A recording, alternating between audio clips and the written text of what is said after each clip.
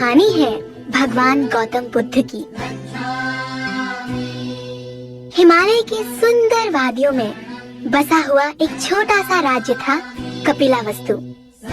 छोटा सा राज्य होने के बावजूद उसकी कीर्ति चारों ओर फैली हुई थी। शुद्धोधन कपिलावस्तु का राजा था। उनकी रानी थी माया देवी। एक दिन रानी माया देवी ने एक अजीब सा स्वप्न देखा। उस स्वप्न में उन्होंने 6 दांतों वाले एक सफेद हाथी को अपने शरीर में प्रवेश करते हुए देखा। स्वप्न डरावना होने के बावजूद उन्हें बहुत ही प्रसन्नता महसूस हुई। इस स्वप्न के 10 महीने के बाद जब रानी माया देवी अपने पिता के घर लुम्बिनी जाने निकली तो रास्ते में ही वो प्रसूत हो गई और उन्होंने एक सुंदर पुत्र को जन्म दिया। पुत्र के जन्म पश्चात आसपास का वातावरण अचानक आह्लाददायक शांत बन गया।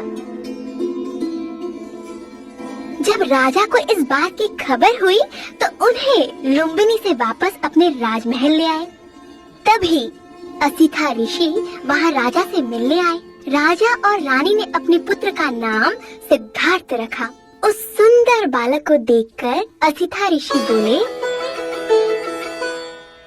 ये बालक बहुत ही भाग्यशाली है।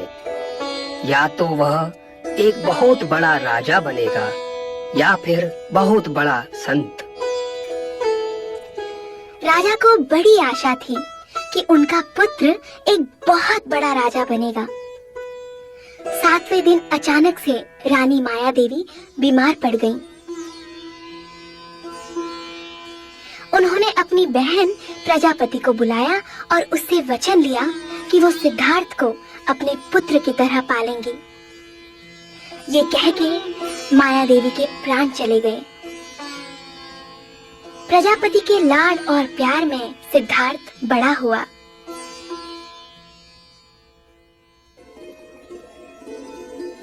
एक दिन जब सिद्धार्थ बगीचे में टहल रहा था, उसने तीर से जख्मी हुए पंछी को तड़पता हुआ देखा। सिद्धार्थ ने तीर निकाल के पंछी की जान बचाई।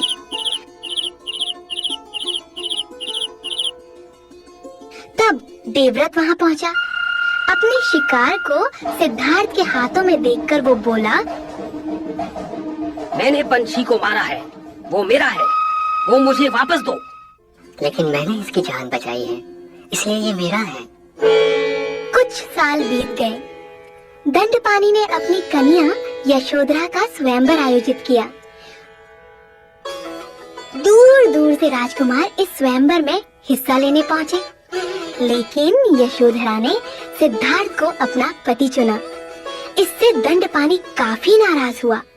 जब सिद्धार्थ को इस बात का ज्ञान हुआ तो उसने वो सारी कठिन परीक्षाओं का सामना किया जो दंडपानी ने उसके सामने रखी।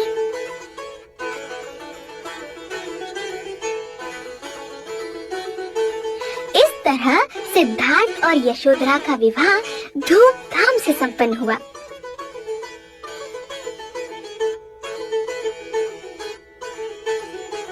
राजमहल के ऐशो आराम में पला बड़ा सिद्धार्थ बाहर की दुनिया खोजने के लिए बड़ा उत्सुक था। राजा की आज्ञा से सिद्धार्थ बाहर की दुनिया देखने निकला। कई दिन बाद अपने सुंदर रथ पे बैठकर सिद्धार्थ नगर से गुजर रहा था कि अचानक उसे एक बूढ़ा आदमी दिखाई दिया। चन्ना, ये कौन है? इसके इतने सफेद बाल और इसकी त्वचा पर इतनी सारी झुर्रियां। महाराज, ये एक बूढ़ा आदमी है। ये बढ़ती उम्र के कारण झुक गया है। क्या सभी बढ़ती उम्र के साथ बूढ़े हो जाते हैं चन्ना? क्या मेरी यशोधरा भी बूढ़ी हो जाएगी और मैं भी बूढ़ा हो जाऊंगा? जी महाराज। रथ रोको चन्ना। ये कौन है? ये आदमी इस तरह शांत और औरों से अलग क्यों बैठा है? इसे क्या हुआ है चन्ना? ये आदमी बीमार है महाराज। क्या ये बीमारी इसे परेशान कर रही है? महाराज, कोई भी इंसान बीमार हो सकता है, मैं भी? हाँ महाराज, आप भी और मैं भी। वो सब उस आदमी को उठा के क्यों ले जा रहे हैं चन्ना? वो आदमी मर चुका है महाराज। क्या सिर्फ यही आदमी मरा हुआ है या सभी मरते हैं?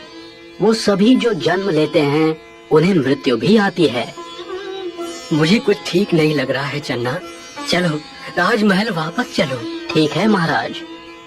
राजमहल छोड़ने से पहले राजकुमार अपने शयन कक्ष गया, जहां उसकी पत्नी और बच्चा गहरी नींद में थे। बिना उनको जगाए वो वहां से चला गया।